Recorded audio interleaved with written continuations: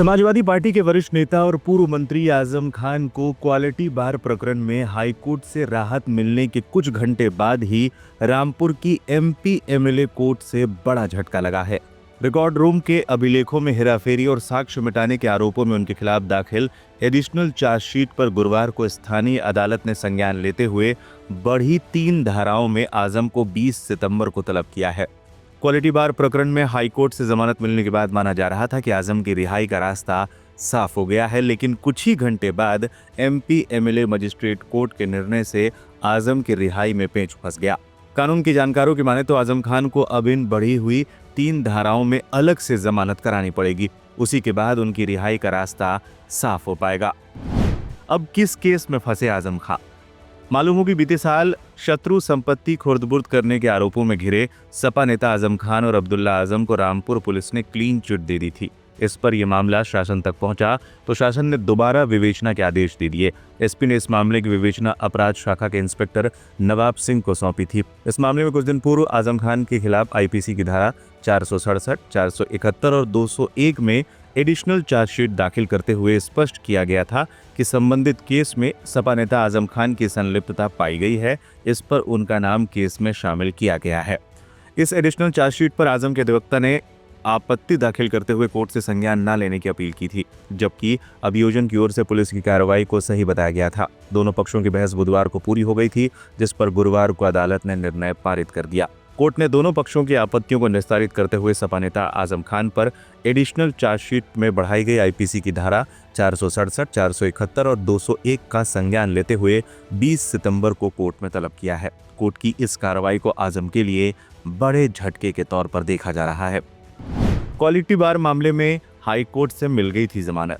इससे पहले गुरुवार को रामपुर के चर्चित क्वालिटी बार पर अवैध कब्जे के मामले में जेल में बंद आजम खान की जमानत इलाहाबाद हाई कोर्ट ने मंजूर कर ली थी। इसके साथ ही आजम खान पर दर्ज लगभग सभी मुकदमों में उनकी जमानत हो गई थी। इससे उनके जेल से बाहर आने की उम्मीद जताई जा रही थी, लेकिन अब इस नए मामले से उनके जेल से बाहर आने का मामला एक बार फिर फंस गया है। आजम की जमानत अर्जी पर न्यायमूर्ति समीर जैन के सिंगल बेंच ने फैसला सुनाया था। इससे पहले 10 सितंबर को डूंगरपुर मामले में हाईकोर्ट ने आजम खान को जमानत दी थी। साथ ही साथ 16 सितंबर को भी अदालत की अवमानना के मामले में रामपुर की अदालत ने आजम को बरी कर दिया था। आजम खान ने रामपुर की एमपी एमएलए कोर्ट से जमानत याचिका खारिज होने के बाद इलाहाबाद हाईकोर्ट में याचिका दायर की थी। ये मामला रामपुर के सिविल लाइन थाना क्षेत्र में हाईवे पर स्थित सईद नगर हरदोई पट्टी में क्वालिटी बार पर कथित तौर पर अवैध कब्जा करने से जुड़ा है। इस संबंध में 2019 में एफआईआर दर्ज कराई गई थी। पुलिस ने पहले चेयरमैन सैयद जफर अली जाफरी, आजम खान की पत्नी डॉक्टर तंजीम फातिमा और बेटे पूर्व विधायक अब्दुल्ला आजम खान को नामजद किया था। बाद में विवेचना के दौरान सपा नेता आजम खान को भी आरोपी बनाया गया। कोर्ट ने दोनों पक्षों की दलीलों को सुनने के बाद निर्णय सुरक्षित रख लिया था।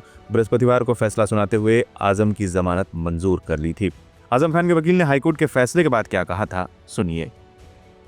ये एक प्रॉपर्टी से रिलेटेड मसला था, जो कि एक सोसाइटी की थी, जिसमें बिल्डिंग बनी हुई थी एक क्वालिटी बार के नाम से, कुछ ज़मीनें थी। एलिगेशन ये था कि जब 2013 में खान साहब कैबिनेट मिनिस्टर थे, तो इन्होंने अपनी पावर का गलत इस्तेमाल करते हुए, मिसयूज करते हुए सोसाइटी पे इन्फ्लुएंस करके ये ज़मीन अपनी फैमिली मेंबर को लीज पे अलॉट करा दी, जबकि तथ्य अदरवाइज थे कि ये सोसाइटी इंडिपेंडेंट है। उसने टेंडर निकाले और हाईएस्ट बिडर, क्योंकि इनकी फैमिली मेंबर थे, इनकी वाइफ थी, लिहाजा उनको अलॉट कर दी गई।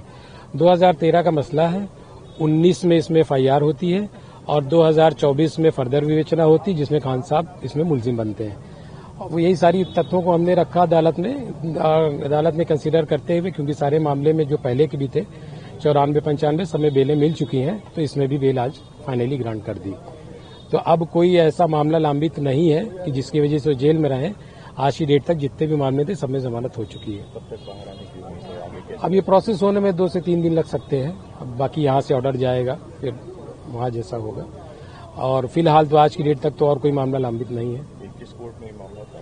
माननीय समीर जैन साहब की कोर्ट में, जो कि स्पेशल कोर्ट है एमपीएमएलए के लिए।